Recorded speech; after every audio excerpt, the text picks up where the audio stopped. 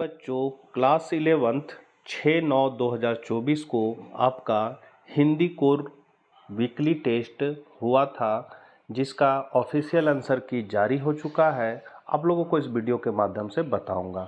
Channel पर पहली बार है तो ज़रूर सब्सक्राइब कर ले, क्योंकि महत्वपूर्ण प्रश्नों की जानकारी आपको इस चैनल के माध्यम से मिलती रहेगी। तो चलिए हम लोग आज कुछ नया सीखते हैं। पहला आपका ऑब्जेक्टिव क्वेश्चन है, राजस्थान की बूंदे के रचनाकार है। तो इनके रचनाकार जो है वो है अनूप मिश्र। पहला का आपका ए हो जाएगा अनूप मिश्र। दूसरा है पालर पानी किसे कहते हैं। तो पालर पानी जो है वो बरसात से मिलने वाला जल को कहते हैं। तो दूसरा का बी हो जाएगा। तीसरा है आपके राजस्थान में कुआं खोदने वाले को क्या कहते हैं। तो कुआं खोदने वाले को हम लोग रजरा कहते हैं। ऐसे इसका सही आंसर जो होगा वो हो जाएगा चेजारो। कुआं खोदने वाला को हम लोग चेजारो कहते हैं, लेकिन आपका ऑफिशियल आंसर में सी दिया हुआ है रजरा। चौथा है पत्राचार में सबसे पहले क्या लिखा जाता है। तो पत्राचार में सबसे पहले आपका महोदय लिखा जाता है। चौथा का आपका ए हो जाएगा। अनूप मिश्र का जन्म कहाँ हुआ था। तो इनका जन्म आपका महाराष्ट्र में हुआ था। तो पांचवा का ए हो जाएगा। छठा है विद्यालय या सरकारी कार्यालयों में लिखे जाने वाला आवेदन पत्र कहलाता है।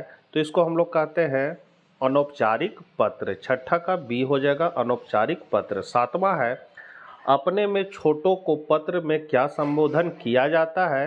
तो उसको हम लोग चिरंजीवी कहते हैं। सातवां का डी हो जाएगा चिरंजीवी। आठवां है अनुस्मारक का अंग्रेजी रूपांतरण क्या है। तो इसको हम लोग कहते हैं रिमाइंडर। तो यहाँ पर आठवां का बी हो जाएगा रिमाइंडर। शेखर जोशी का जन्म कब हुआ था। तो उनका जन्म हुआ था सन 1932 ईस्वी में। नौमा का बी हो जाएगा 1932। गलता लोहा शीर्षक कहानी के लेखक कौन है। तो इनका है लेखक शेखर जोशी। अनूप मिश्र की दो रचनाओं के नाम लिखिए। तो इनकी दो रचना है, पहला आज भी खड़े हैं तालाब और दूसरा राजस्थान की बूंदे। 12 नंबर क्वेश्चन है औपचारिक पत्र क्या है। तो औपचारिक पत्र जो है स्कूल या कॉलेजों या सरकारी कार्यालयों में लिखे गए प्रार्थना पत्र, किसी व्यक्ति द्वारा नौकरी हेतु लिखे गए आवेदन पत्र, सरकारी विभागों कार्यालय को लिखे जाने वाले पत्र औपचारिक पत्र कहलाते हैं। बसौली क्या होती है। तो बसौली एक औजार को कहा जाता है जो एक छोटे फवाड़े की तरह होता है। इसके आगे का नुकीला भाग लोहे का और हत्था लकड़ी का होता है, जिसको हम लोग कुदाल भी कहते हैं।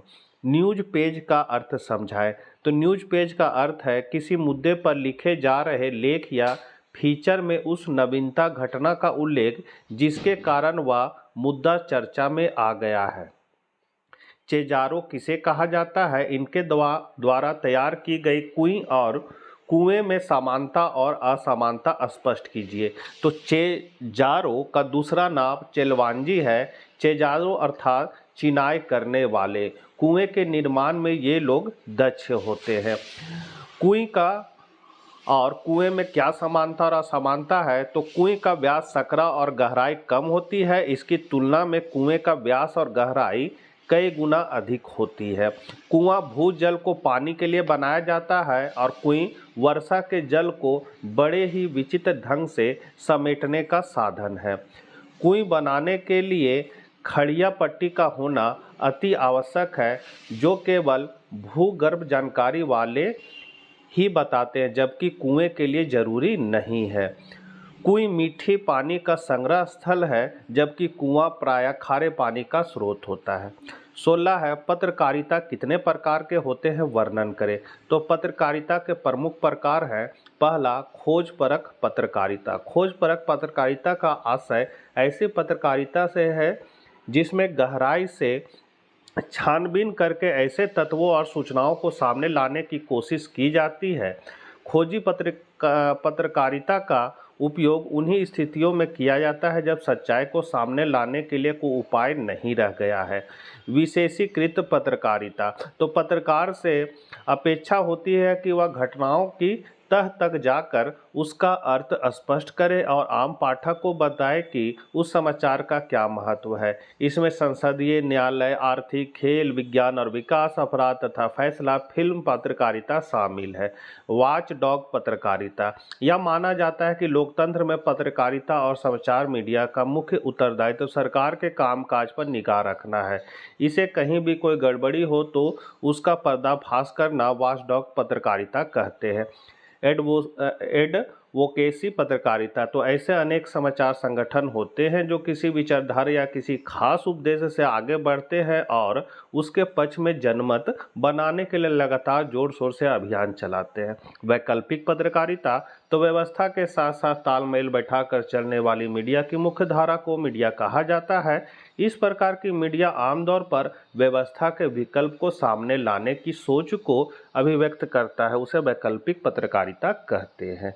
तो ये थे आपके 6/9/2024 को हिंदी कोर में क्लास 11 हिंदी कोर में आए हुए वीकली टेस्ट के प्रश्नों के उत्तर। आशा करते हैं वीडियो आपके लिए उपयोगी होगा। मिलते हैं नेक्स्ट वीडियो साथ। जय हिंद, जय भारत।